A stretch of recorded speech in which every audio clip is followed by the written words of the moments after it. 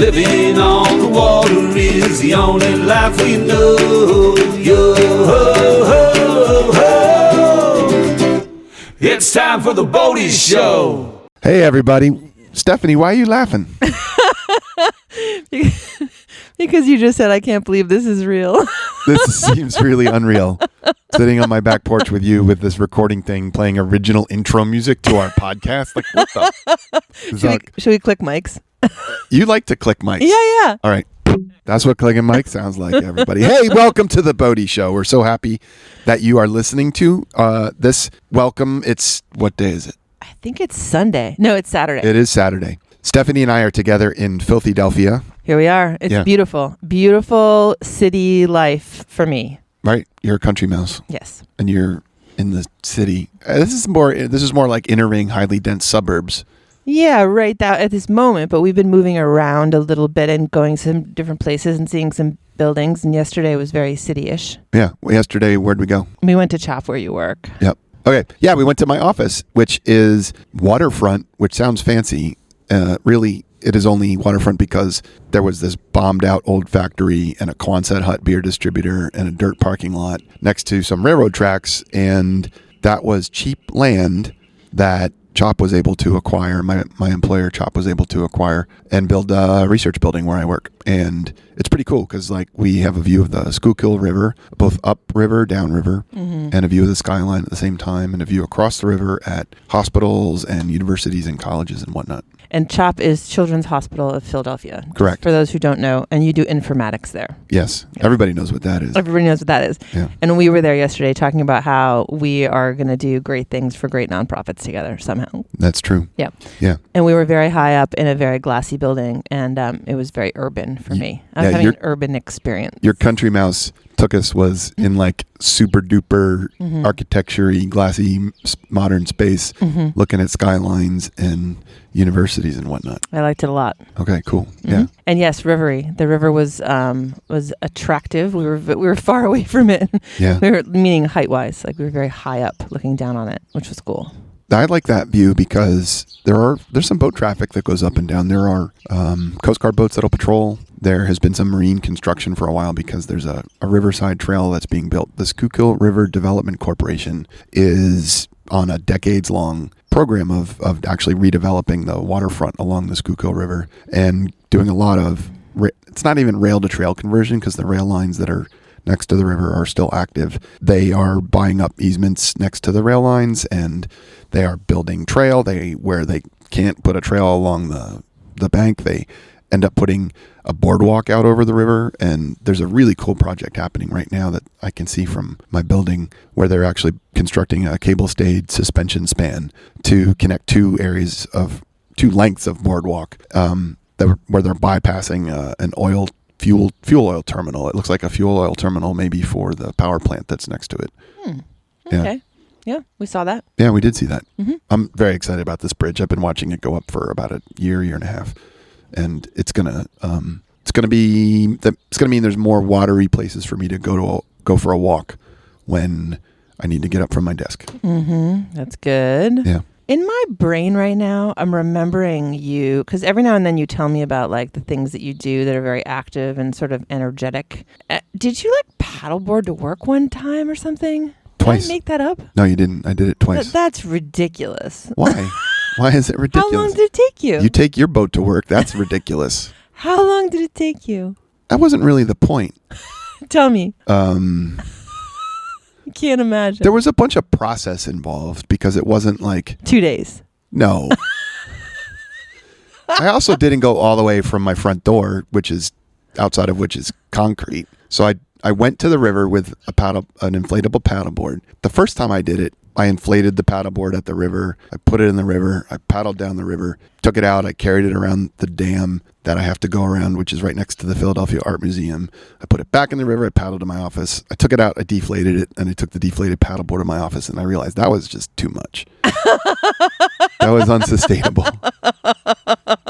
Congratulations. So the next time I did it, I had the paddleboard already inflated on top of the car. I took it down there, threw it in, and did the same thing. Like I portaged, that's the word for carrying your boat around thing. I portaged around the dam and then just hauled the paddleboard out at my office and dragged it through the parking lot and put it in the parking garage. And just left it inflated. So how long did it take you that time? I don't know, a couple hours. Okay, that's not bad. No. All right.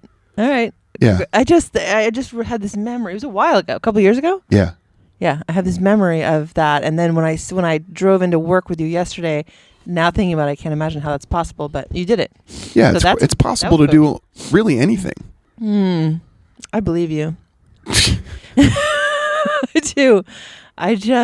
And you met our friend John Thompson, your new friend John Thompson, my old friend John Thompson. Not that old, but like. I did. I met several of your delightful colleagues, John being one of them. Yeah, John has yet to be on the Boaty show, but he has a really great story to tell about a cedar strip wooden kayak that he saw by the side of the road, just basically junk, and he got it, stripped it, refinished it, and now has it. Yeah. Nice work, John. Right. And he's a big paddler. He has 9 paddly craft. Wow. Some of them boats, some of them paddleboards. Wow, that's good. That's a lot. Yeah. He's a big fly fisherman, which we talked about yesterday as well. Right. Yeah. Right. Nice. You also met for face to face for the first time yesterday. Who?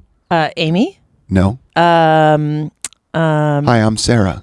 You may know me as Freighter Sarah. I met Freighter Sarah. It was amazing. We were in the tall glassy building and she walked up and she said, "You might know me as Freighter Sarah." And I said, "Yeah." She's a colleague and friend who had submitted a freighter as boat of the week, and Steph dubbed the Sarah as Freighter Sarah. Because she submitted a second boat the next week. She submitted floaties. Oh, she submitted floaties. What were they? We're being so self-reflexive right now, by the way. We can't remember our own podcast. We'll tighten this up. We got to tighten this up. But yes, it was great to meet Sarah. Sarah submitted the seahorse floaties. With her sister? Yeah. Oh, and then she won. Yeah. She did a really good job. She submitted the seahorse floaties. She and her twin sister floating on the seahorse floaties in a pool.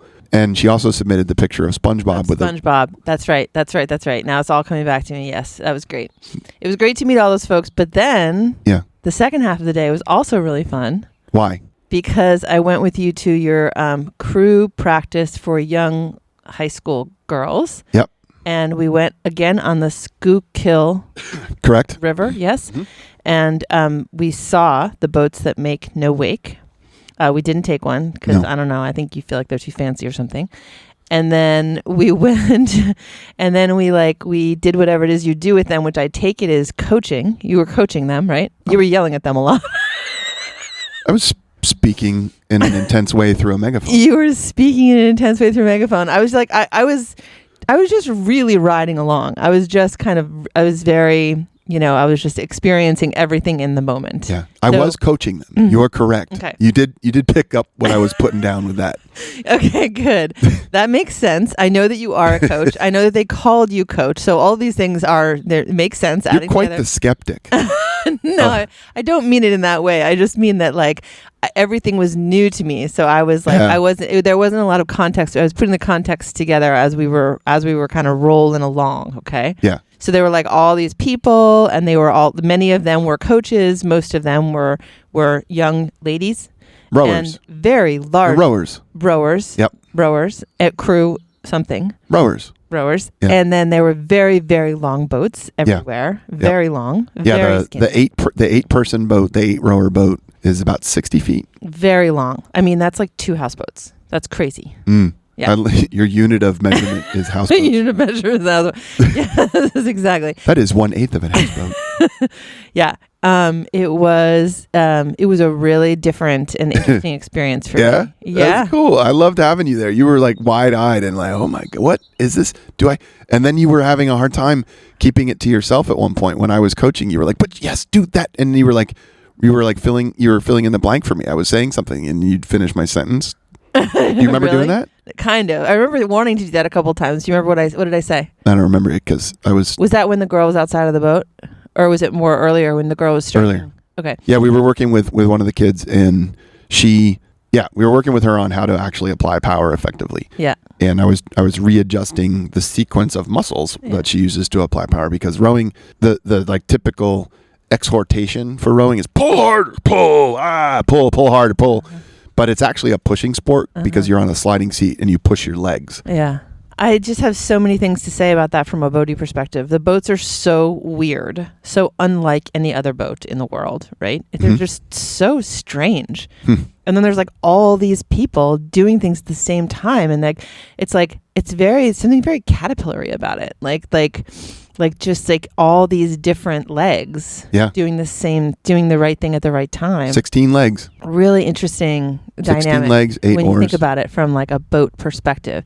And then also just, of course you're backwards. Like you're not looking where you're going. So there's like somebody steering for you. So it's like the caterpillar brain is like all the way at the end. Yep. And her name was Naya. Naya, she did a great job. She's the coxswain. She's the coxswain. Yeah. She has like a little Britney Spears headset, kind of like us right totally. now. And she was saying things and people were maybe listening to her, but it was hard to say because they're very stoic. I mean, they were looking, you can't really see much expression. No. Except when you let them stop to look at the turtles. We had turtle time. Turtle time, there were lots and lots of turtles. It was like a turtle parking lot. There was, I counted about 25 turtles on this one big long log. And there were big ones and little ones sitting next to each other. It was cute. And you thought you saw a couple of wood ducks on the same log. Yeah, there was some sort of a dark duck situation over there. I don't know what else. What else would be such a dark duck? Those are good words. Yeah. Yeah, they smiled when they had turtle time. Before that and after that. Like, I try and stony-faced, which is understandable. I bet they're miserable. I've never done it. It looks hard. You would like it. I might like it. You like hard things. No, I do. I love hard things. That's not true. I don't. But I might. You were out there and you're like, I just love this. I was like, I want to do it. I want to do the togetherness. I've never seen anything like this before. I want to do it. And I was thinking, No, you don't. I think you want to try it. I want to do it for 25 seconds. You would like it. I might like it. Sometimes I do enjoy doing hard things. Like it's not like when. Give me an example. Well, I guess I like, for example, if you get me dancing, I will dance forever, and I'm exerting myself. Like you will. It's hard work. You'll dance until you hurt yourself. And I will do that. I will do that. Like, and I think. This might not be fair. I shouldn't pick on you. Well, no, when you're right, you're right. I'm picking on myself too. Okay. I was very aware while I was watching the young rowers. Yes. Rowing, that this was very different from my usual state of being, what their experience. Yeah. Yeah. But I mean, I don't know. It's been a while since I've worked really hard at something like that. But that doesn't mean that I wouldn't enjoy doing it. I think I should give it a try. Yeah, you'd be good at it. You've got a lot of the attributes. Like once you decide to do something, you'll stick to it. Sometimes. Yeah. No, but it was really cool. It was the water was flat. It was a warm day. It was sunny. Yeah. It was really, really fun. There is just something really pleasing about watching the oars go over the water and then into the water and then over the water and into the water. And it has a vibe too, like I was thinking about, remember that movie Oxford Blues back in the day with Rob Lowe? Yeah, he jumped into the boat at the end in his jeans to win the race. Did he? Yeah. Oh, I forgot that part. But yeah, anyway, there's just, it does have a vibe to it, which is interesting. Mm-hmm. Yeah. It can get all wrapped up in the J. Crew. Yeah. What is it? What's the Nantucket? Vineyard Vines. Vineyard Vines, yeah. At the head of the Charles Regatta, which is this amazing regatta on the Charles River in Boston, Vineyard Vines sets up this giant tent and they have like models handing out stickers and cards and stuff. And it's all about like that preppy aesthetic. And the kids love that. They're like, ooh, Vineyard Vines. And I'm just like, oh my God, you're reinforcing this stereotype, which this is so not something you're into. You're not into that vibe. Like, I can't imagine that you're into that. Have you seen what I wear? Yeah, like I don't even know quite what to call it, but the atmosphere around it does not seem like something that you would be into at all. No. Yeah, but it's still there, and there's a part of me that was responding to that a little bit too, but in a cool way. Like, I just think it's cool. Yeah. And then it was also, I just want to say that it was kind of awesome watching the girls rowing and then like watching them go by the boathouse full of boys. Oh, that was great. Yeah. we were just getting going and there was another boat, another one that we weren't coaching, but these are still kids that I've coached. I coached them when they were freshmen last year and they were in a quad. There's a lot of just like there's a lot of boaty words, silly boaty words. There's a lot of really, really silly rowing words. I noticed, yes. And I try and joke about that with the kids because there's this whole vocabulary that when you've been around it for a long time, and I've been around for a long time, you just drop into the vocabulary and you throw these words around and these kids are like, they've never seen this before.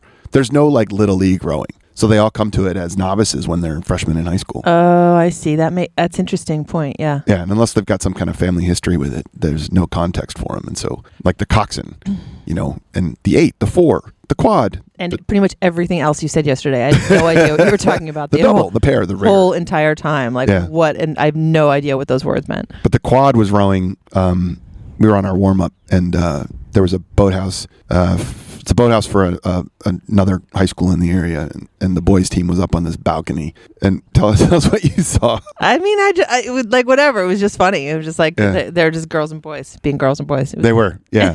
There was simple as that.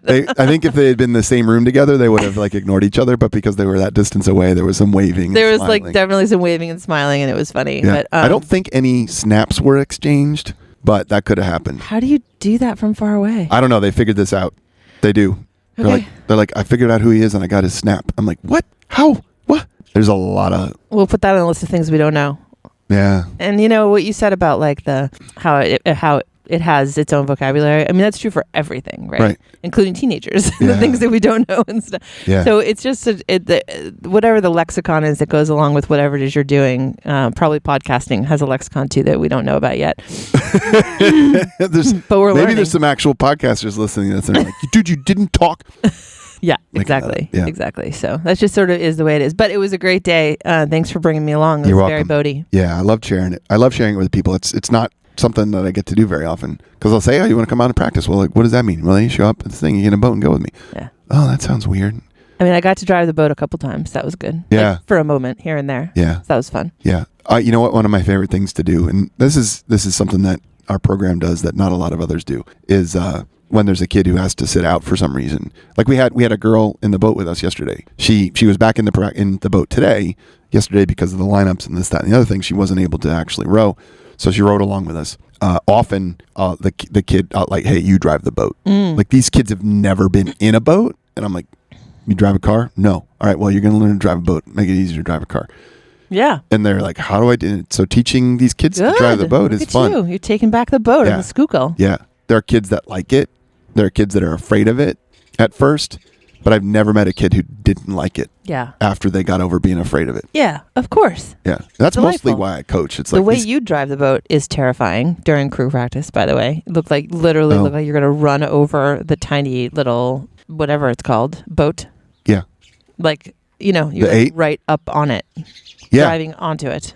Yeah. I've been coaching this is my 12th year. I did 5 in San Francisco, and this is my 7th here. Wow. So I don't know. It's just sort of like No. a lot of reflex. I trusted you. I mean, Okay. I wasn't like he's going to run over that tiny, like fiberglass vessel with 15 million girls in it. Like I trusted that you were going to do the right thing in that moment, but it was it was a lot. Yeah. I mean, I don't drive like that on the river.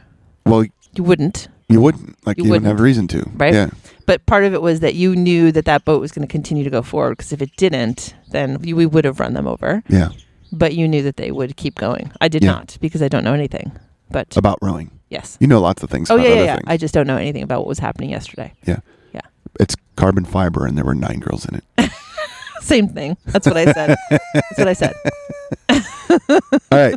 Yeah. So we had a great day yesterday. It was a And, great day. It was new territory. Yeah. It's a different kind of boating, but it's still boating. Yeah. Mm-hmm. It's still being on the water. Which is good. I was talking to Missy this morning, and we were talking about whether or not we wanted to go for a ride in this particular boat that we happen to be talking about at some point this summer. And I think I said, I went out on that boat last summer, but it was like the end of the year and it goes really slowly. And I was like, blah, blah, river. Like, realizing like maybe I get bored of the St. Lawrence River by the end of the summer. Do you remember you and I have talked about this once before? Yeah. Blah, blah river. Blah, blah river. Yeah. So this was nice because it was a different river. Yeah. And Well, just like you were a city mouse in Philadelphia, you were sort of a city river rat. I'm sorry, you were a country mouse in Philadelphia. Mm-hmm. You were kind of like a country river rat here as well. Yeah. Country mouse, country river rat. I think that's the thing we can do. Country muskrat. Country muskrat. You. So you were on a different river, and you don't do that very often. No. No, I don't boat in different places. Oh, it's the necessarily. best. Huh. Because it's something that you love, but like there's new and different things. Huh. I'll have to think about that. You should just do that. Well, I would have to think about that for a while. I don't just do things. Well, that's what we're going to work on. Okay. You didn't think too much about doing a podcast, and you just went and did it. That's true. Back to this. Is this real? Okay. What's next? Bird of the week? No. What's next? Rear Admirable. Oh, the Rear Admiral of the day. Would you introduce him? Yes, I'm so excited to introduce our Rear Admiral for the day. As many of our listeners know, our podcast has been improved greatly over the weeks that have come before this by some original music. Yes. One of our friends actually used the terminology. It was like spring because the podcast is blossoming, because each week there's something new added from the music to make it a little bit more fun and interesting. So our wonderful friend Jay Nash, who is an amazing singer and songwriter, has been working on the music that's been added to the Boaty show. And apparently he indicated to you that he was ready. He was ready to come on the podcast. Yeah. And when we talked to him, I don't know if I'll edit this out or not, because we talked for like almost 2 hours. So what you're about to hear is at the end of it, Jay said, "Oh, you're going to have to do so much editing." Yeah. And he was right. But what you're about to hear is an edited version of our conversation. And first, and I can't let it slide by, like talking about the podcast as spring because there's new and beautiful things. Every time makes me feel a little, I don't like that. What? I don't know. I don't like nice things. You don't like self-compliments? That wasn't I don't know. You know what? This is from our friend Katie, who I love dearly. And she's like the only person who could say Get that away with saying something like that. and not make me want to smack her. Exactly. Right. Yeah. That's how nice she is. She's That's so how nice she nice is. in such a real way and not a fake way that she Yeah. could say that and she can get away with it. Yeah. And she doesn't say that kind of stuff all the time. She says it when she really means it. Yeah. So it's not. It was a very nice compliment. Thank you, Katie. Mm-hmm. Always taking something nice and making it. Nice, sir. Nah. No, Katie's. Oh, you were Yeah. taking something nice and making it not nice? Not nice. So back to Jay Nash. Rear Admiral. How do you know Jay? Forever? Forever, yeah. Jay and I have been sharing the St. Lawrence River for a very long time. I think we might have met because we both worked at Foxy's, which is like a waterfront restaurant. Right When he was here. like 14 or something? He was like 16, maybe. Yeah, Yeah. he was a little kid, and but then we've been friends a long time. Cool. Yeah. Well, we're gonna give him a little intro of his own that he may enjoy. I think he does. I love this little clip. Ladies and gentlemen, Jay Nash, your Rear Admiral of the day. And here we are with the composer, performer, producer of the intro, the outro, the yacht rock intro, the house remix, the Boaty Show party theme, Jay Nash. Jay Nash, welcome. Thank you. It is such an honor to be here, and I just want to thank you guys for giving me a venue to create what may very well be my magnum opus. That is the yacht rock intro. Everything related to the Boaty Show. You know, Stephanie loves yacht rock, and Jeff loathes yacht rock, although a deep dive conversation revealed that he just doesn't like the sound of a major seventh chord. True. Which is True kind story. of it is the staple. It is the bedrock of yacht rock. You know, it's just kind of like a creamy, cool, vanilla sounding chord. I don't like those words either. Yeah, I creamy, do. cool, vanilla mint. That's like the it. sound. That is the flavor of yacht rock. But You were telling us that you'd been on a podcast where there were 500,000 listeners. something before? like that. Yeah, Something like that. a lot of listeners. Just so you know, the stakes are a lot lower here. I'm just here for the ride. Let's talk bilge pumps. It's not a bad idea. Because We you're can a, talk bilge pumps. I mean, I know this is is this your way of segueing to a little conversation about wooden boats? I'm ready for that too. Yeah, I think I that have questions for you. I think that as a wooden boat owner, you are very familiar with bilge pumps, their capacity, their reliability. You count on them. Let's not forget their importance. Their importance at the whole staying above the water thing. Yeah. Yeah. Okay. Tell us about the bilge pumps in your life. Well, generally speaking, I am somewhat, is the word leery, dubious of like modern bilge pumps. Suspect, I think the consistency of quality and reliability has gone downhill. There's planned obsolescence in the bilge pump. Yeah, market these days. it's a tough thing for the engineered obsolescence thing. If it's refrigerator, what's the worst thing that can happen? You got some ice cream that melts in the bottom of your freezer. Right. You got time to fix it. With a boat, the bilge pump goes at the wrong time. The boat becomes a big pile of garbage. Yeah, an underwater pile of garbage. An underwater pile of and it's expensive to exhume. It's expensive to recover and to pickle. You have to pickle. You know what pickling is, right? Well, maybe you don't because your boat has never sunk. What's pickling, Jeff? Yeah. When your engine sinks, you have to pickle it. Whoa. Oh. Yeah, which is some procedure for dewatering it that keeps it from it gets the water out of it in the right sequence or something like that. Ooh, geekery. Stephanie's so bummed. No, it's good. Go for it. I just want everybody to know, the listeners, that Stephanie and I are in the same place for the first time since February. I know. We're going to cheers our microphones now. Ready, go. Tell me. We cheers our microphones. Yeah. Can you feel, is the electricity in the room palpable? We shouldn't. I don't think we should stare at it too closely. No, we should just. There's actually Stephanie's sleepy. I'm dragging a bit. bit. The electricity is drowsy. Yeah. Not palpable. You guys were Let's not pay punchy attention. last week. Great episode, guys. By the way, super punchy. I loved the whole River Teddy segment. Wonderful, wonderful. Dear. Hoping it makes a comeback this summer. I think the other thing to know is how much I left on the cutting room floor from that. So much. So much. You left the laughs, and I was out shoveling. It's just like stone. It's a combination of crushed stone and gravel, and it was a very mild winter in Vermont, so it got scraped up and piled into the lawn. And the only way to get it out of the lawn is with blood, sweat, and tears, and a frickin' spade, shovel, and rock rake. Wow. So I was just out there cranking it out, listening to you guys yam around about what kind of rake? River Teddies. What kind of rake? A rock rake. Always looking for a reason to hit that button. Is that stock music? Is that built into the machine? Well, I didn't perform it. Neither did you, but somebody did. Did you get it off the internet, or is it built into the machine? It came with the machine along with various other sounds. You guys are a dangerous combination. Yeah, Jay. Wow. I'm just wondering about the the mechanical royalties that would potentially need to be distributed. But somebody's keeping track of that. You air it, and somebody keeps track of it. Listeners. Somewhere, someone in Indonesia is getting paid every time you hit that button. Hit it one more time. Jay is a legitimate professional musician, singer, songwriter, producer.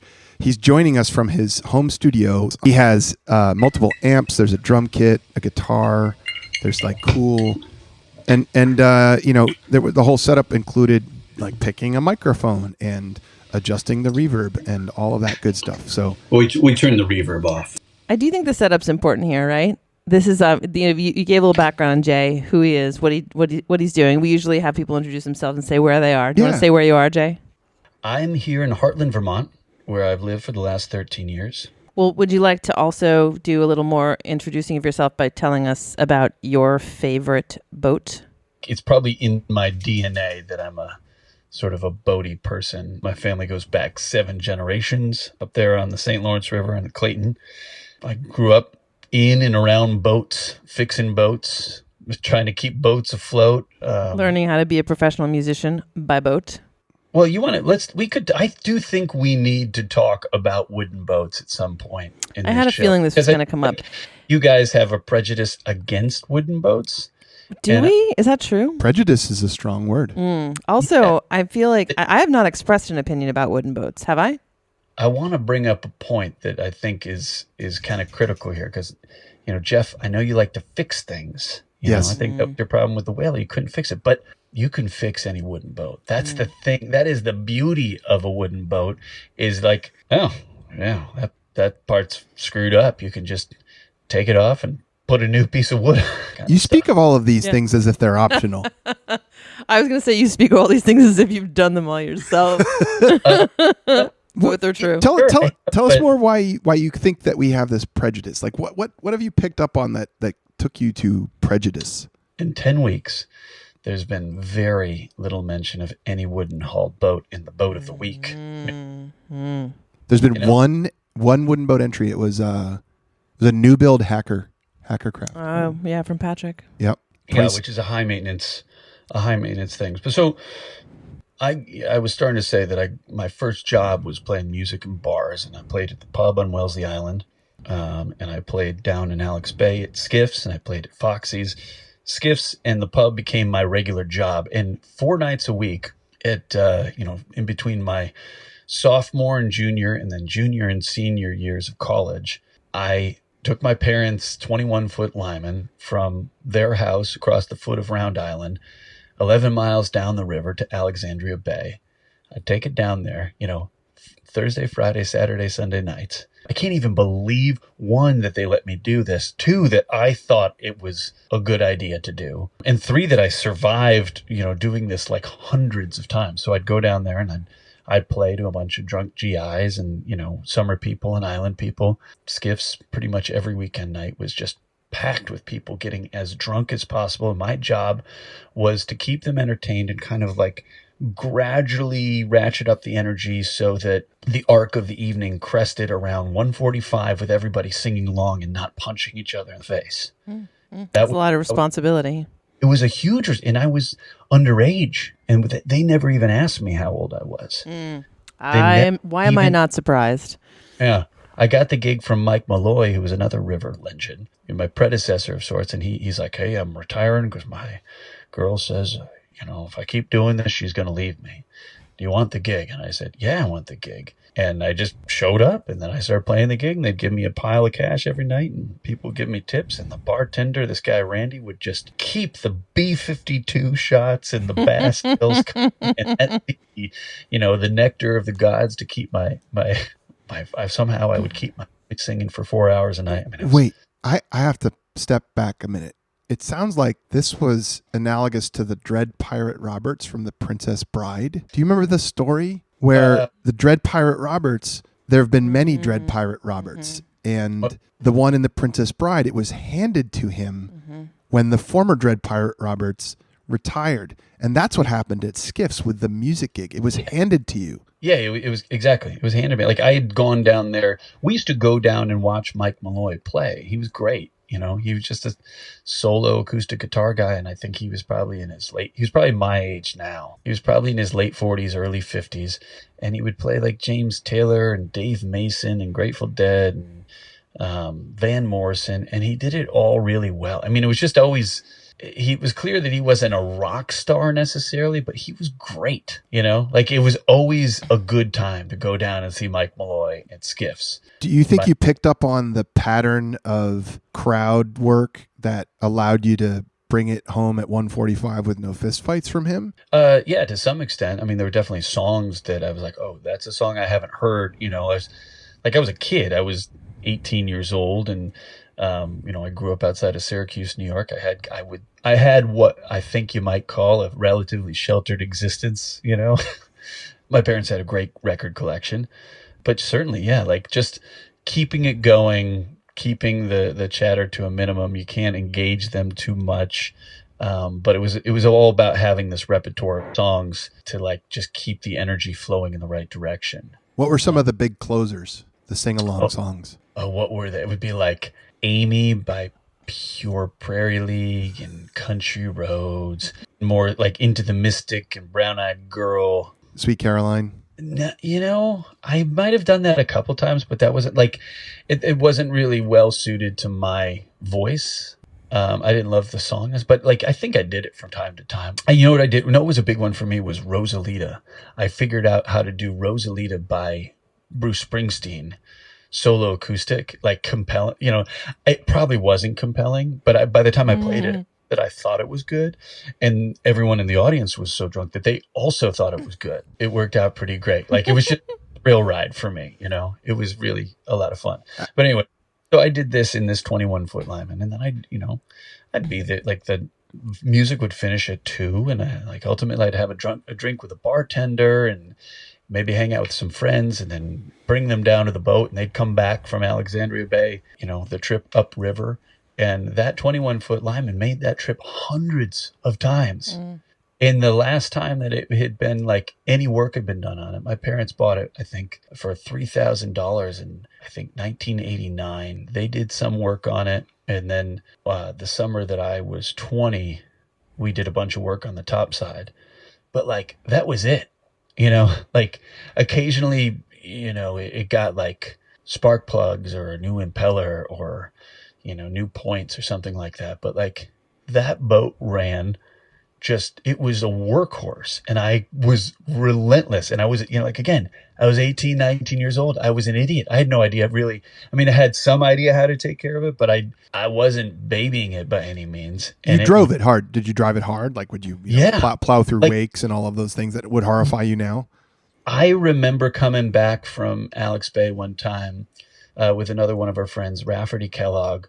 And I can't remember where we had stayed someplace until 3 or 4 in the morning. There was a couple other kids. I think John Petrie, who's no longer with us. I think he was on board, and I think Rafferty's friend Kristen was on board. And like we had like parked it somewhere down by Alexandria Bay in maybe Brown Bay or something like that. And when we came out of that, it was hammering. The wind, it was like 25 knots straight out of the west, coming right down the channel. I mean, 5-6 foot rollers. And I just cruised home 1,800 RPMs in that 21-foot trailer. It's a Ford Interceptor V8 engine, I think at 283. And we just cruised home. So, for our listeners, maybe somebody should explain what a Lyman is. Jay, would you explain? Sure. So a Lyman, their trademark boat is boat style is utility style. So this 21-foot boat, it's basically the whole hull is open. The utility, it's meant. I don't know if the original design was really intended for people to use it for work, but in the early '60s and late '50s, when these boats were, when you saw a lot of them around, I think people just cruised around. It's the perfect cruising boat. You guys talk about what a pain it is to get a planing hull up on plane. The Lyman is so happy. You got to have it at 1,000 RPMs when you put it in gear, but you can cruise along. And then you put it in gear and it probably drops down to 800 RPMs. But then you bring it back up to like 1,100 RPMs. You're cruising along at like 7 knots. I just want to weigh in here and say this is so very true. This is so true about like this. This is my whole point about driving a Lyman. This is why I will never have a planing hull again. Is because it is so nice not to have to get up and down, in and out of the water, and just cruise through the waves and have a lovely experience. On and off plane. It does plane up around 2,200 RPMs. You're going, probably 17 or 18 knots, and it's a decent thing. Now the problem is if you don't take care of the boat, if you don't just put a little bit of spit and polish, take it out of the water, blah blah blah, dry it out in the winter, make sure that your caulk is good. Minimal effort. I'm talking about 3 or 4 hours before you plop the thing in the water. You start to run into trouble. So like then you start needing to baby the boat in the water. Then you want to just stay at 1,100 because you get it up to like, a 283 V8 can go pretty good. And a 21-foot boat. Talk about the boat that I own now, like the engine that's in that, which is a freaking Corvette engine. Yeah. Like the engine could destroy the boat. The part of what Jay's talking about is that these boats are made of planks. So like you've got caulk in between boards. The boards run from the front of the boat to the back of the boat. And those boards are fastened to structural ribs like your rib cage.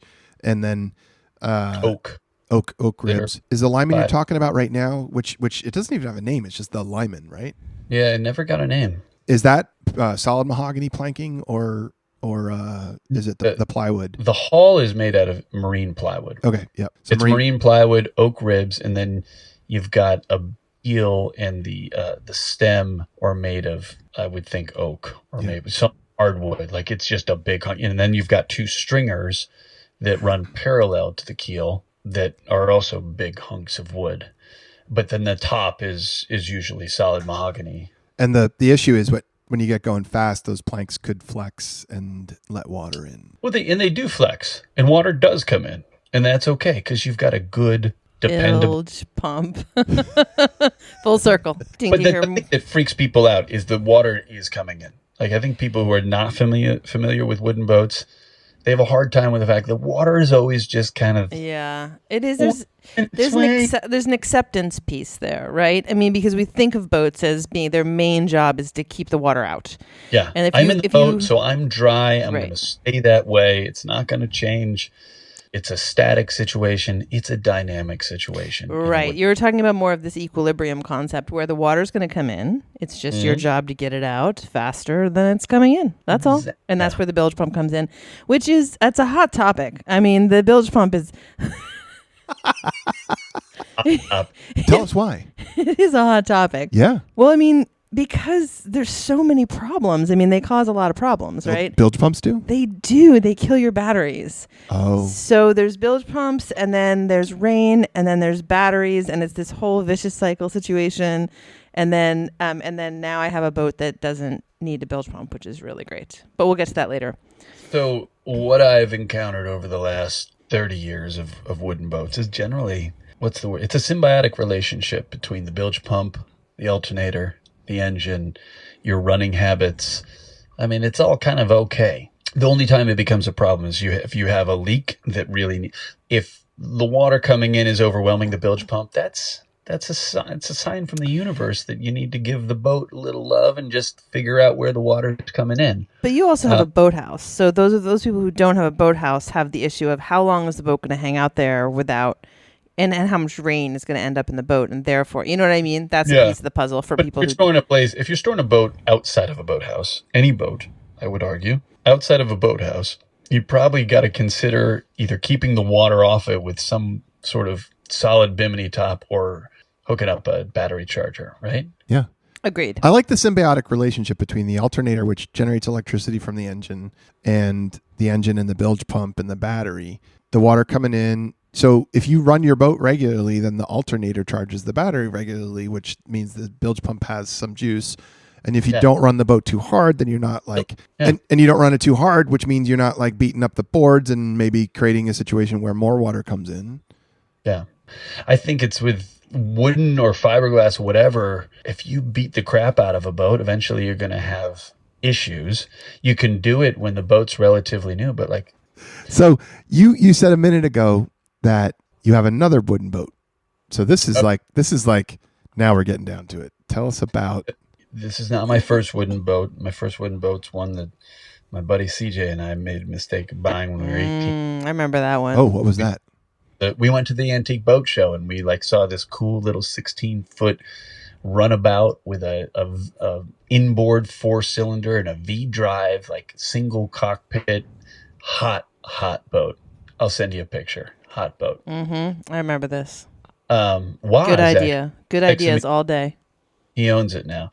But we had to really, it'd be like, oh, we buy a boat. We bought it for like $800, you put $400 in, and it was like a big project, but a great learning experience. So once you fixed it and you got in and took it for its first drive, tell us more about the payoff from all the work. It was pretty, I mean, okay. I want to sort of respect everybody involved here, but I remember I finally got it in the water in like October. It was like literally October 10th or something like that. And I got it in the water and it actually runs. There was problems with the engine. We didn't do much to the engine, really nothing to the engine. Like I think we changed the spark plugs and that was it. Put a bunch of, what's that stuff? Sea foam in it and got it running.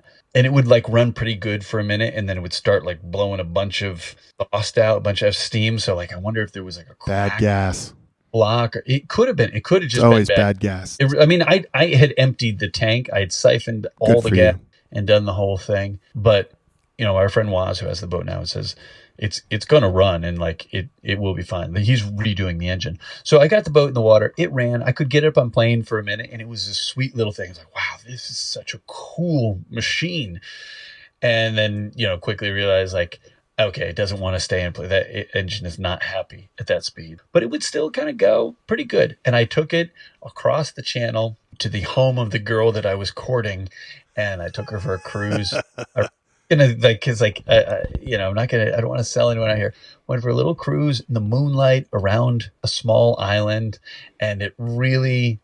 I feel like it was the boat and nothing else. I mean, I had very little in the way of social skills in those days. I had no charm.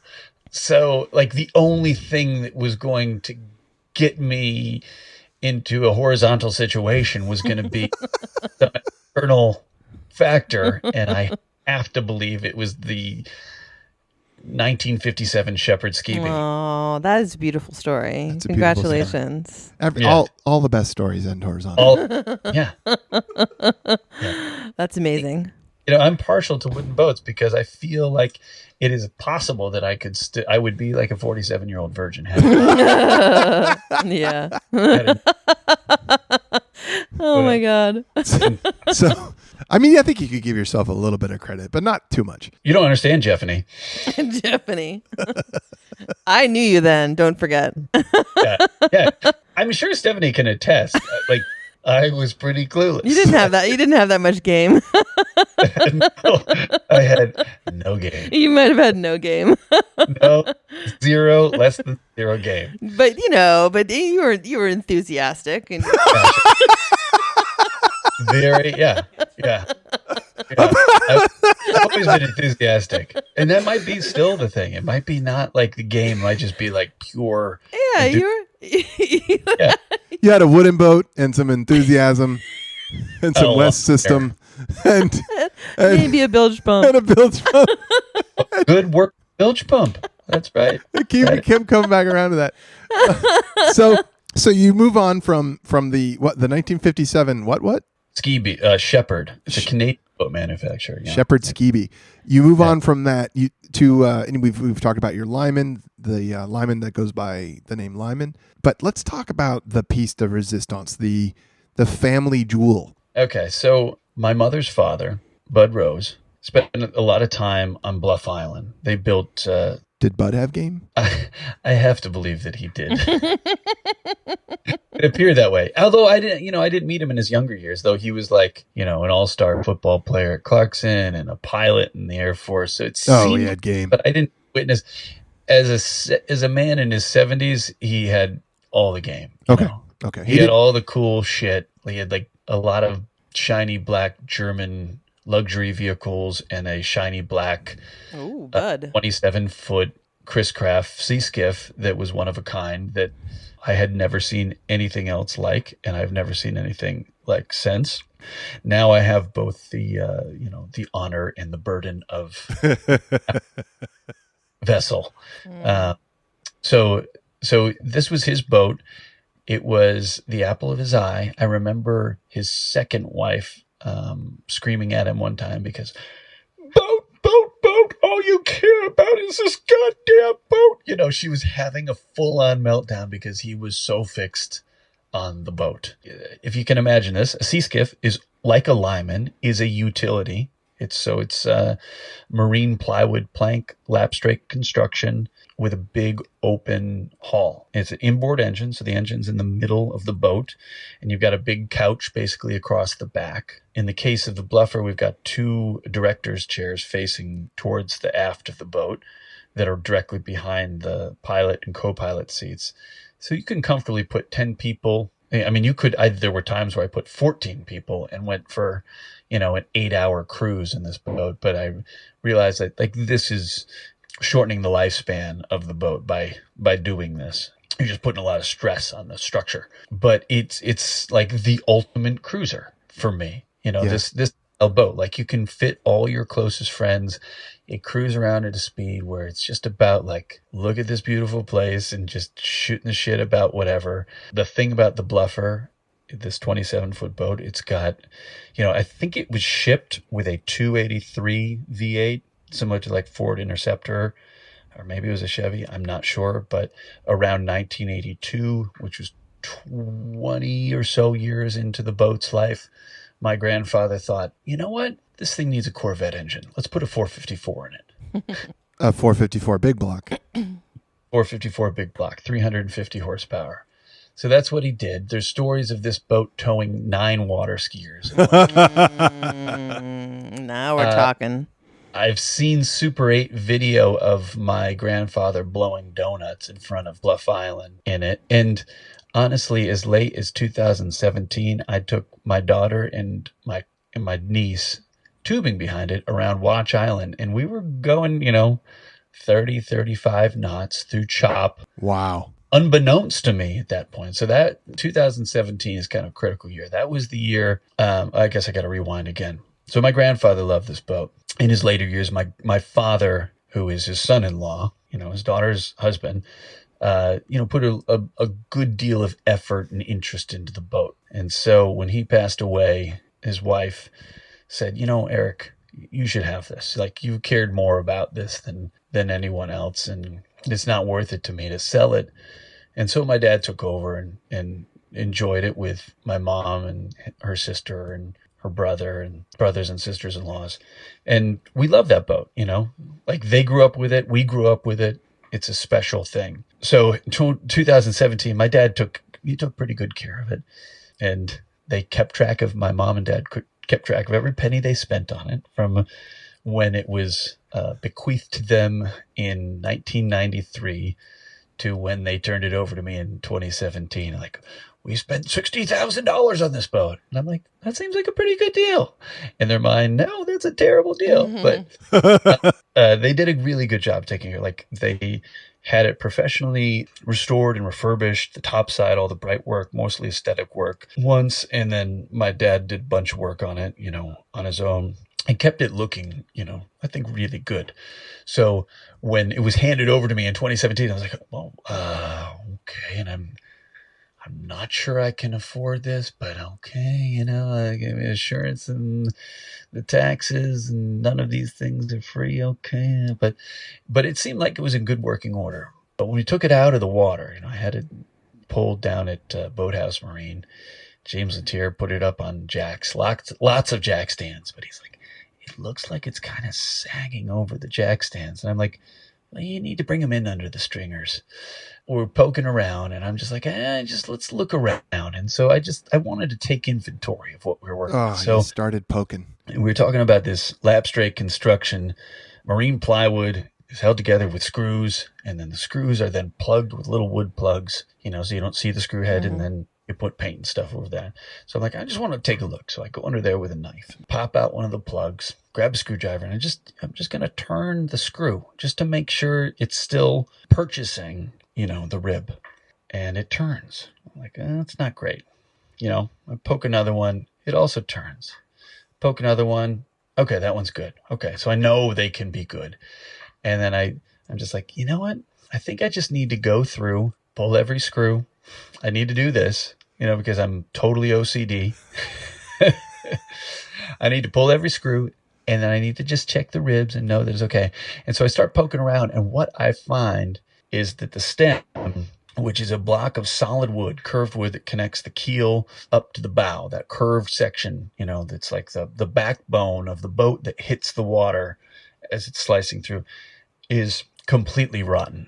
Just mush. I can stick my index finger into it. Into the actual, like what would normally be a solid piece of wood, like a tree piece of wood. Yeah. You can push your index finger into it. Oh, boy. And arguably the most structurally critical component of the entire boat. So we were one tour boat wake away from this family heirloom, the Mighty Bluffer, just sinking straight to the bottom. Like, literally, it like if I had punched it from the outside at the right angle, I could put my fist through it, and that would sink that. Like, no bilge pump could keep up with that. That's 2017, and you found out a lot about what was ahead of you in terms of structural. It was like. And so we took it to my friend. Had you already assumed ownership? Like, what was the transition plan here? It had been transitioned, and this was like the end. Like, we'd already done the papers. I ran it around that summer. Got a couple good boat rides. I mean, not that it really matters. I mean, it was a family boat, so it wasn't like a raw. It was a family problem, but no, it was my problem. It was. I don't think my parents knew, but I know. They didn't not know. This boat's know. 50 years old and has never been addressed below the waterline. Look great. And if anything is wrong with it, like, I don't have the time or money to fix it. Yeah, so it went to like a boat dock to like a boat, when I say dock, a boat doctor, where it could live in Lake Placid, which is 3 hours from my house. And our friend was actually the guy who grew up next door to my mom, Dave Wen. Remember When and Jay New York. If you need, like, there aren't that many guys around anymore that know how to fix wooden boats and do it right. David Wen is one of those guys. And he's still going? Oh, yeah. This is actually like useful information for the community. So we talked to our friends Aaron and Flavia about wooden boats, and really our advice to them was don't buy a wooden boat. Find the person who can work on the wooden boat, and then go from there. Yeah, I mean, a lot of it anybody could do. When it comes to like the paint, this, or like my spray rails coming off, like it's not that hard. You take a knife and a screwdriver, you can take a wooden boat apart, and then most of the things you need to fix it are readily available at the hardware store. And that goes almost to like a hole in the bottom of the boat. It gets tricky when you have to, like with the bluffer, we had to take the whole boat apart. Tell me about you that. Need space for that. Yeah. So at Remember When, what did the bluffer look like at its most disassembled? So we took all of the interior decking and, the chairs and all of the fittings inside. So it was basically an empty hall. And we pulled the engine up on a hoist in this big 454, which scared the crap out of me, seeing that thing just dangling in the air off of a barn beam. But then the front of the boat was the most disturbing, because there was, I think, 3 or 4 layers of planks cut away completely right at the front of the boat. And then this big structural piece, the stem, was cut out, and then a new one was manufactured. Dave found a big block of oak. I think he actually found some individual pieces that he laminated and screwed together, to make something that was potentially more durable than just a single solid block. And then we had to cut the planks way back. You can't just cut them right where you need to get in. You have to cut them back in a place that makes sense to fit a new steamed curved section in. So there was just a big, huge, I mean, you're looking at it, it's like, it's going to take a lot of time and money to make this boat ever float again. A boat again, yeah. Sounds like the whole front of it was split open. The pointy part was like split open, separated. The planks were cut back so that it was just... right where the water line hits. That was open. That was opened up. It is hard to imagine, hard to explain, but I mean, it was a large space. Like, any of the 3 of us could have slid through the hole that was in the most, structurally critical point of the whole boat. So there was definitely a time where I was like, okay, so I just spent a bunch of money to move this boat from the St. Lawrence River to Lake Placid. And then I spent a bunch of money to like start this project. Take it all apart. It is unknown how much time and money is going to be required to get this project to a place where the boat can go back to the river and ever go back in the water again. So like there was a lot of nights where I was just like, this is very depressing, just considering the historic gravity of this craft. And it's, it's hard. Like, I think most of the people listen to this show, like, they're like, it's a boat. This boat felt like part of me, felt like part of my DNA, part of my story.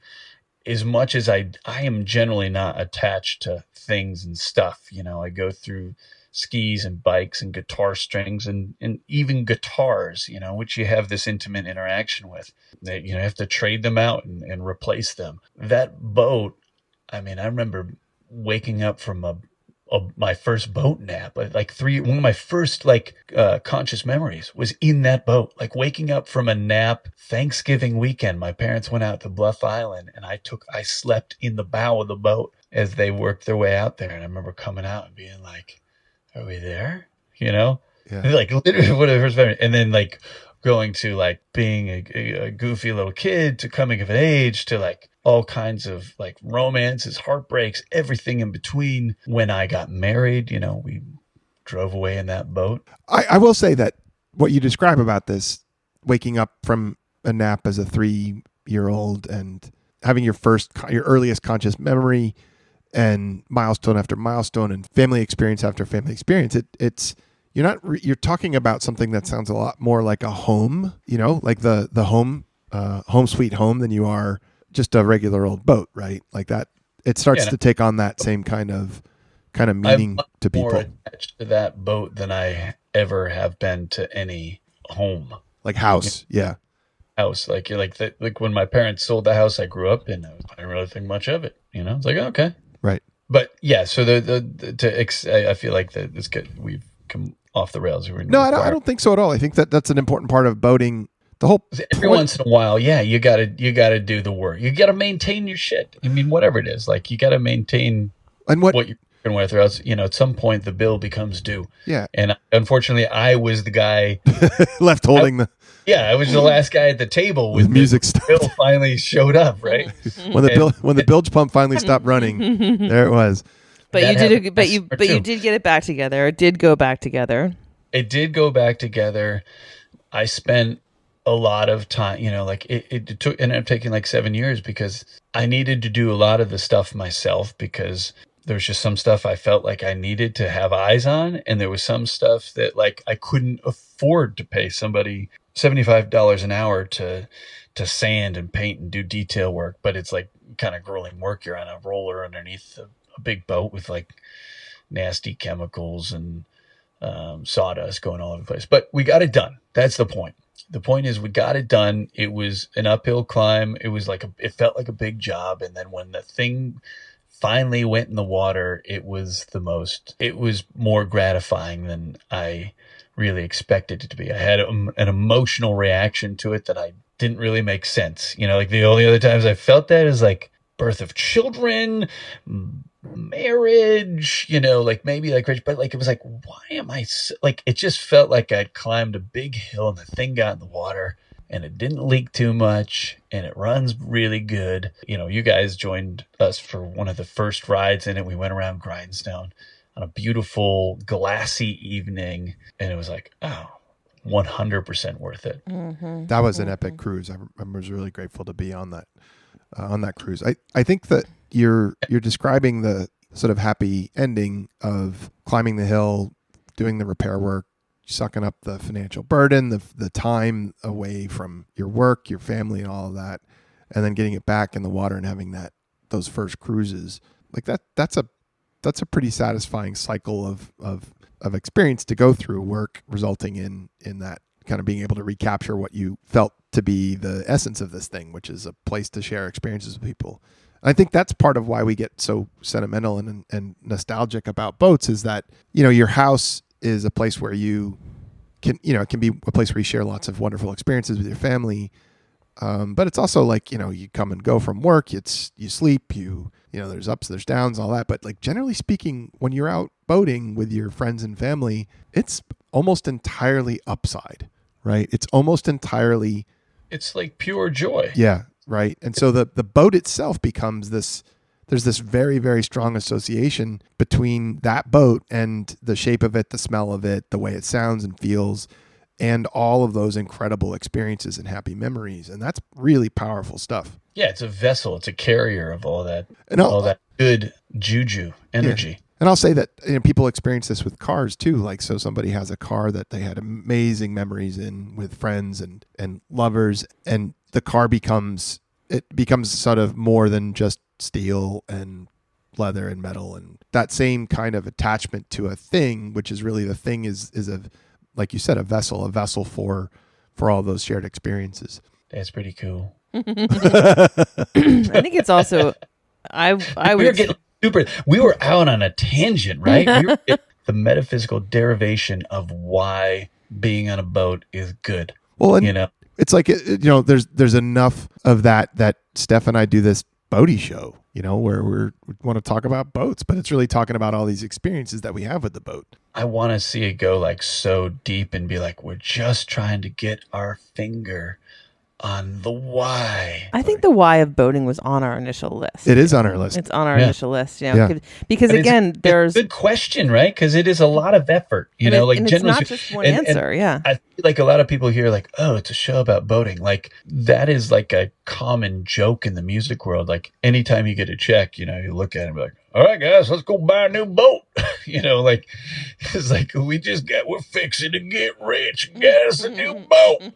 But like this is a salty crew. Like the core audience here, generally pretty salty. It's not about there are elements of luxury and comfort, sure, but that's not like, it's not like there's an income bracket that you have to be at to be a part of this club. It's like you just want to be in and around boats. You want to be on the water. You want to figure out ways to float. And like that's I think that bleeds over to a life philosophy. Just being open to like, well, which way is the swell going to push me? Let's take the cue here and well, we can't go straight into the wind here, or we can't go due north, or else we're going to get rolled over, Yeah. You got to pay attention to cues and work with it. The why is a big part of, I think, what we're after with this. Interestingly, we had a listener question from Jack Herberger, whose family bought the Chris Craft Lancer that I restored, the mellow yellow.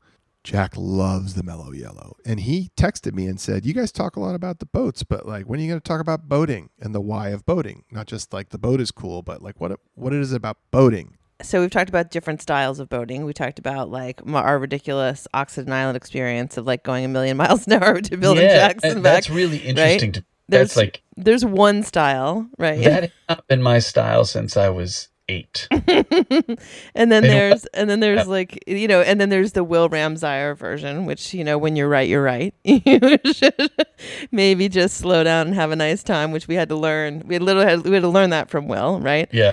And then I've been always very eye to eye. I know. And whenever I'm in the bluffer with you, I'm always trying to get behind the wheel and go fast. That happens on a regular basis. Yeah. Burn some gas. You know what? Nothing wrong with it. And then, but this is one of the cool things about the river is that it's there are actually by definition very, very many different ways to use your boat. And that may be true anywhere, but sometimes we're grocery shopping, sometimes we're getting to work, sometimes we're getting to a gig. I think if you're doing errands in a boat, there's one way to do it, and that's like, let's get. But you know what I'm saying, right? So like there's a more utilitarian version of the boating, which for me personally is a big reason why I love being in 1,000 Isles. Like I don't want to only be pleasure boating, putt-putting around. I also want to be getting shit done in a boat. That's my vibe. I'm surprised that you haven't talked about this, but Stephanie, her day job, she's got a big job. She has a very big job. She's got a big job at a big place. I don't know if she's told you about it. She does important work. We have not talked about this. It's a good point. You haven't talked about it. I'll leave that to you. But the point that I want to just throw in here is that when Stephanie's boat is in the water, it is my understanding that most days when the weather allows it, she commutes to work a solid, 6 miles, 5 miles by boat in that little Eastern. Mm-hmm. Putt along maybe like a comfortable at about 19, 20 knots. She's got to get to work. Like I would not be as excited about just having the option to go into a lake and do a bunch of circles and come back. Like that to me, I just feel like one of the great things about where we live is that there are so many different things. You can use the boat as transportation to go do blah. Sometimes it's recreational. Sometimes it's, go to your job, whatever. But you can, it's really a mode of transportation in a way it's just a little bit more interesting to me. It's that is a unique thing about the upper St. Lawrence and the 1,000 Islands is that there's a lot of action and commerce and socioeconomic activity going on the water. I always used to try to explain it to people in Syracuse. They're like, you're going, the kids who didn't go up there, and a lot of kids did. A lot of kids did spend time up there. It's like, well, once you get there, you park your car and then you don't drive your car. Like you're not in a car for 2 weeks. And that's the point that another point I was trying to bring up is like, I would encourage all listeners to just, if you're a river rat or if you live by the water, this isn't hard to do, but if you're somebody who seldom, every once in a while gets in a boat or has only been in a boat a couple of times in your life, try to just imagine now for a second, what does it feel like when you're out on the water? What does your mind feel like? What does the space between your ears feel like? What do you see? What do you smell? Now contrast that with how you feel the rest of the time walking on dry land, driving in your car. And granted, it's not necessarily for everybody, but it is, it's a sense, it's a full 360-degree sensory shift. Yeah, the physics are different. You're floating, you're subject to more forces than just wind. It's the wind, the water, how you're interacting with both. Like, sight lines change. Even if you're like on a narrow, even on the Susquehanna, your sight lines, like you can see so much further. And you got some dates in the States also. I think I saw Ohio, some shows. Yeah, dates all over the place. If this is my chance to make a plug. Yep. If you're listening in late April, we've got shows coming right up in Ohio, a couple of house concerts. We've got 9 shows coming up in the Netherlands and Germany at the end of May into June, and then actually going down to Florida, to FLA, Jacksonville Beach, DeLand, Clearwater, and Tallahassee, kind of a little straight line across the top of the state. And then, of course, coming up to the river. That's the big night is July 13th, Saturday night. Josh Day and are coming to the Tabernacle, and we may have special guests, but I don't think we're ready to talk about that yet. And just so everybody knows, this is you, Jay Nash, and Josh Day playing together as the Contenders. AK Contenders, yes. Yep. You are wonderful together, and love the music, and encourage everybody to listen to it. This was really fun. This was a beautiful combination. Thanks so much, Jay. And we're back. That was quite a conversation. He's the best. Yeah. Now it's time to wrap this thing up. With the boat of the week? Yep, let's do it. All right. All right.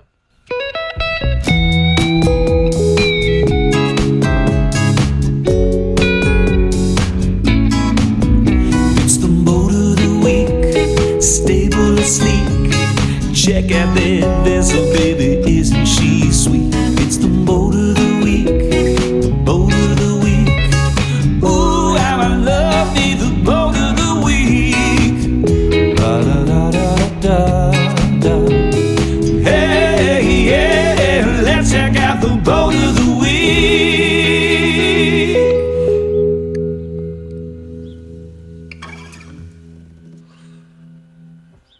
Here's the deal, Steph. You're going to introduce the boat, and I'm going to describe it. So you kick one off. All right. We have some interesting options today. I think we should start with this one because it looks crazy. Oh, wow. Okay. Our friend Jennifer Holcomb, who actually lives on a boat. Year round? She lives on a boat. No, she comes up to the river in the summer, but when she's not at the river, she lives on a boat in a marina in the DC area. Good for her. And so she sent us a picture of a hydrogen-powered sailboat. Here, let me see. The Energy Observer. The Energy Observer is self-sufficient in energy with 0 emissions, 0 fine particles, and 0 noise. Her onboard technologies combining multiple sources, solar, wind, and hydropower, and forms of storage, batteries, and above all, hydrogen, prefigure tomorrow's intelligent energy networks, the smart grid. Whoa. Okay. This was recently in a marina, and we talked about it. I don't know if we talked about it or not, but I don't remember talking about it, but I could take be a wrong. word for it. Like, we can't really remember what happened yesterday. So this thing is a catamaran. So 2 hulls with a superstructure in between, and the superstructure in between that's covered in solar panels. Whoa. Yeah. Whoa.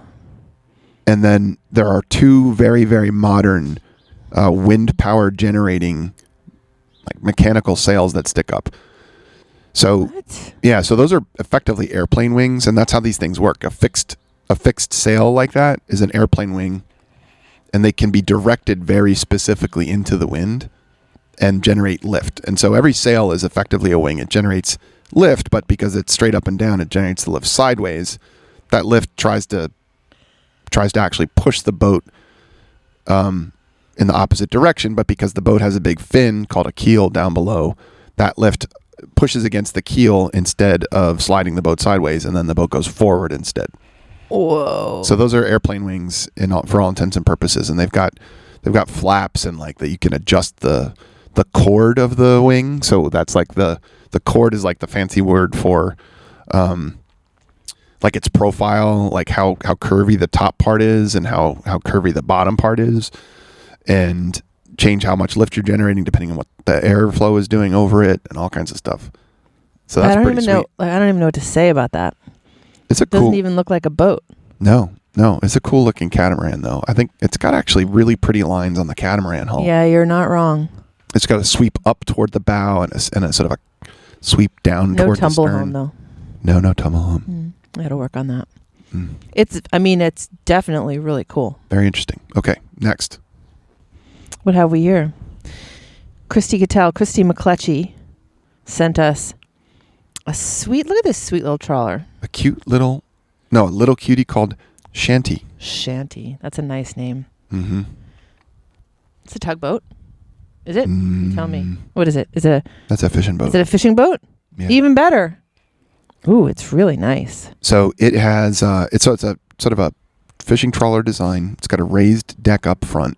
Nice big tall bow, which a lot of fishing boats do because they got to be able to go through big waves. And to do that, you want your bow going up and over and through the wave. Up and over the wave, not through it. It's got 2 masts, a taller one up front, a shorter one out back. Those masts are more for like dangling ropes and things than for putting a sail on. They each have a boom. That boom's meant for work, not for holding a sail. And like a big step down in the middle, which is probably where the crew has to handle nets and stuff, and then a pilot house with 3 windows across, a door on the side, little radome up top, and then in the back it looks like there's been a deck house added that is all about their sleeping area because somebody converted this old fishing boat into a cruiser. That's what I was going to ask you. Do you think this is a fishing boat still, or do you think people live on this, or both? This looks like more of a scientific or fishery survey kind of vessel to me. You know what I mean?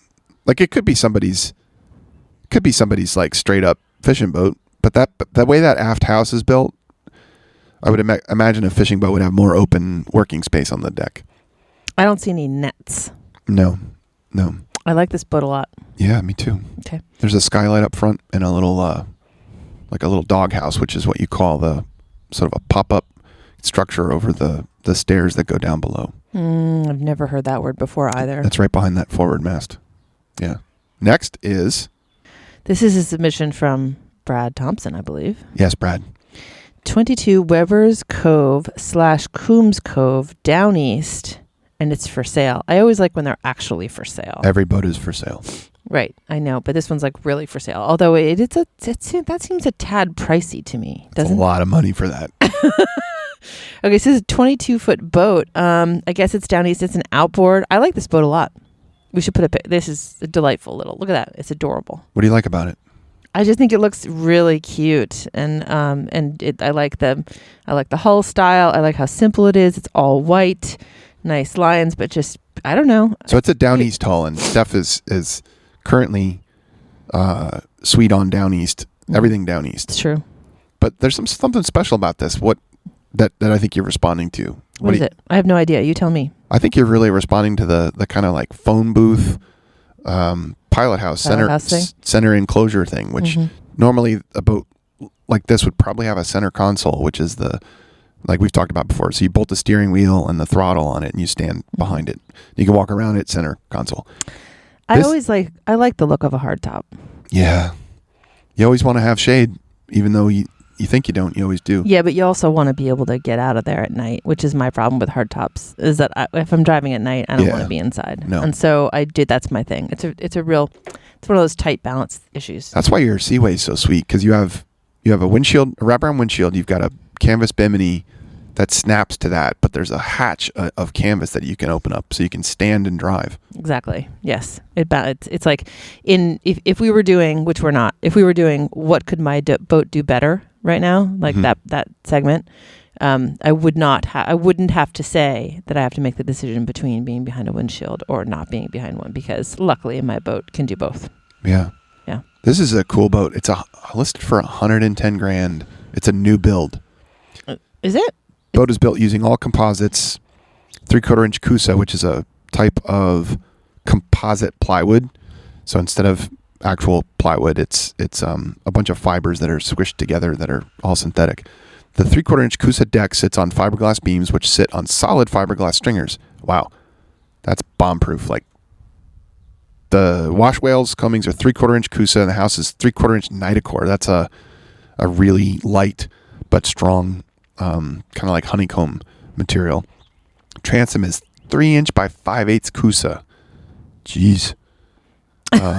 With glass in between each sheet. It's 3 sheets of 5/8 inch Kusa with glass in between each sheet. That is friggin' bomb proof. It looks bomb-proof. Yeah, outside of the hull painted with Alex Seal. What's that? Alex Seal, I don't know. Okay. Must be. I'll bet it's like some bomb. I keep saying bomb-proof. I'll bet it's some really, really tough coating. Inside is gel coat. Comes with 150 black Suzuki Gemlux pop-up cleats, 5-rod rocket launcher. Wait, did you say rocket launcher? Yeah. That's a joke. No, it's true. No, that doesn't make any When you sense. have a bunch of rod holders together, people call them rocket launchers. Oh, well, that's different. Okay. Yeah. What else does it have? That is an additional 4 30-degree fixed rod holders. It's got a Garmin. That reminds me of the listener question from the Murphys about other ways to use your rod holders, which we don't have to talk about right now, but we should get that back on. We should give their listeners a little bit. So rod holders so the rod holder is to the boat what the cigarette lighter is to the car. Nice analogy. I don't know that many people that use their car cigarette lighter anymore. Cars aren't even coming with them these days, but they kind of did for a long time, well after people weren't using them for cigarette lighters, because there was a whole industry that sprung up around using them as like 12-volt outlets.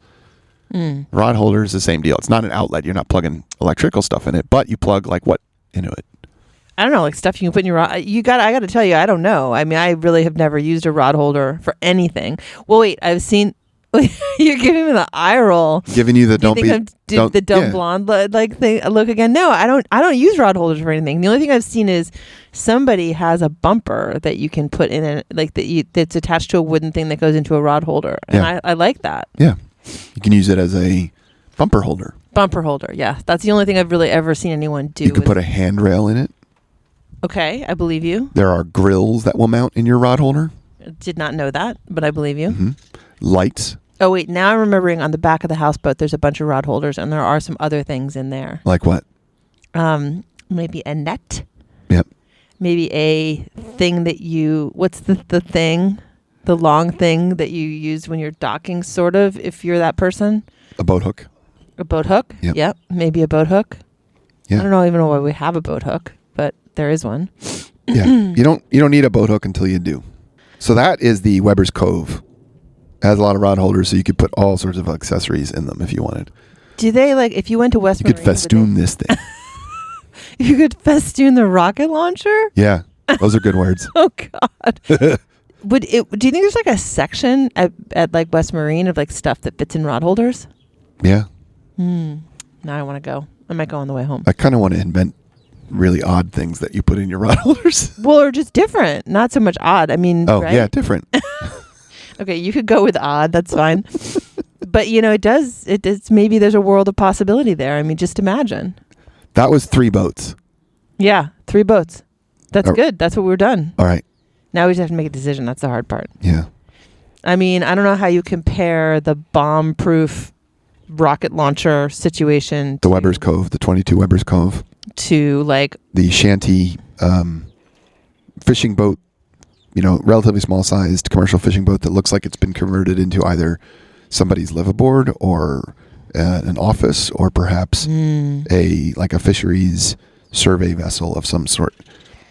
I mean, I do feel, and then there's the sailboat the hydrogen powered sailboat.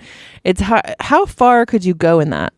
You could just go as far. You could just go. That thing I think might be on an around the world trip, or it had done one. I mean, that does have an appeal, I gotta say. Okay. I like the hydrogen sailboat. It's very different. It's exciting.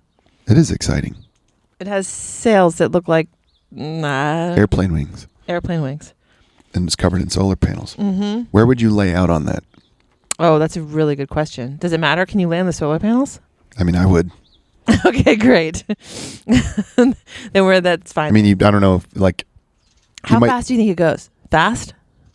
Yeah, fast, but it's. Think it'd be fun to be on?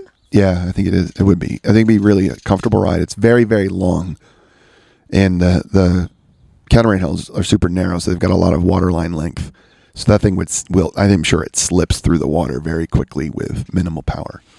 I like that It'd thing. be dead silent. Could you take it down the river? Yeah.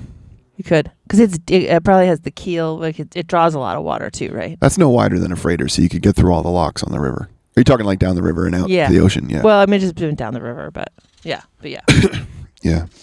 I don't know. What do you think? What are your thoughts and feelings? That, the Weber's Cove, and the fishing boat. I love this little Weber's Cove, Jolyn. I do too. Yeah, I really like it. But what is it? How does it make you feel? Does it inspire you to get in the boat and go do something? Not particularly. Like the thing I like about the sailboat is like I want to get in that sailboat and go really far. Yeah. Which I wouldn't do in other boats. You generally wouldn't do that at all. Yes, but it's a brave new world. Now I do all kinds of crazy things. You've retired from being a normal person. Yeah. Were we not supposed to share that? No, go right ahead. Very wear like a badge of honor. Yeah. The fishing boat you could go pretty far into. It's got a lot of great aspects to it. I love the fishing boat. I love it. It's just now you're just making it harder for me again. Now you're dragging me back down into the I like the big cabin back behind indecision. it. Yeah, it's amazing. And I like that the pilot house is really tall. So like when you're driving it, you're sitting up there, like you're probably driving with your feet. Well, you're always driving with your feet, aren't you? As much You as drive possible. that sailboat with your feet? Yeah. Okay. Just checking. All right, feet driving. I don't think you drive the Weber's Cove with your feet, so that thing's out. Sorry, Brad. I hope It is Brad, really nice though, Brad. Good eye. Brad Really. won boat of the week. He won the Hydrodyne Hot Shot, Oh yeah. which was the yeah. first boat of the week. Yes. Nice. Yeah. Keep trying, Brad. We love you. And we like you too. Those two don't always go together. Mm-hmm. I'm going to back you on the sailboat. Sailboat it is. Yeah. It's different. It's meant to go really far without being millions of dollars, but in its own way, millions of dollars. Because it's got all this technology on it, right? I guess. As opposed to the, what was it, the Sunseeker 100. That thing was millions of dollars, but it was mostly about, like those millions of dollars were... cushions. Mostly cushions. Mostly cushions and LED lighting. And lots of lighting. A hot tub. Mm-hmm. All bought with... Shady money. Shady money.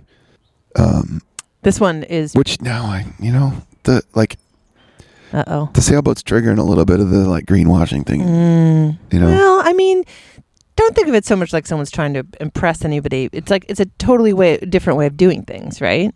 It's just a different way of doing things. Yeah. They're not necessarily doing it just because they're like greener than you and I. No. I mean, I just have never seen anything quite like it. Yeah. I think it's interesting. I love all the different technologies on it, that it combines solar power with wind power. I'm not as enamored of the hydrogen thing, though that is a way to store energy. And I think that it is multimodal in terms of harvesting power and storing power, which is pretty cool. It's cool. Also, I feel like I need to get out of my Down East box a little bit here. So I'm trying to not pick the trawler and the Down East something, because I feel like I'm getting a little... I feel like our listeners are coming to understand exactly what boxes to check. Yeah. Yeah. Yeah. I love all the boats, but I'm excited about that sailboat. Ladies, what is it called? Ladies and gentlemen, the Energy Observer is your boat of the week.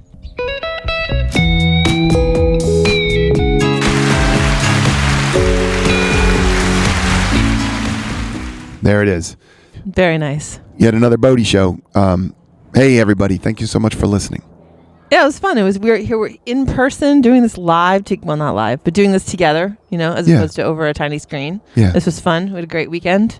This is a harbinger of Boaty shows to come, because summer's coming, the boating season's coming, and we'll be together at the river a whole lot, and we're going to be recording all over the place. Our little recording thingy it runs on batteries, and so we're interested in recording in a different place every time. Yeah, we've got some exciting trips coming up. It's going to be good. All right. Ladies and gentlemen, take care. Have a great week, and we'll talk to you soon.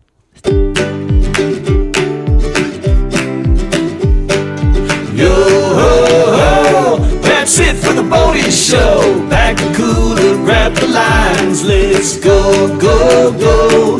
Yo ho ho ho ho. That's it for the Boaty show. Nice job, Stephanie. Everybody stay floaty. Stay floaty.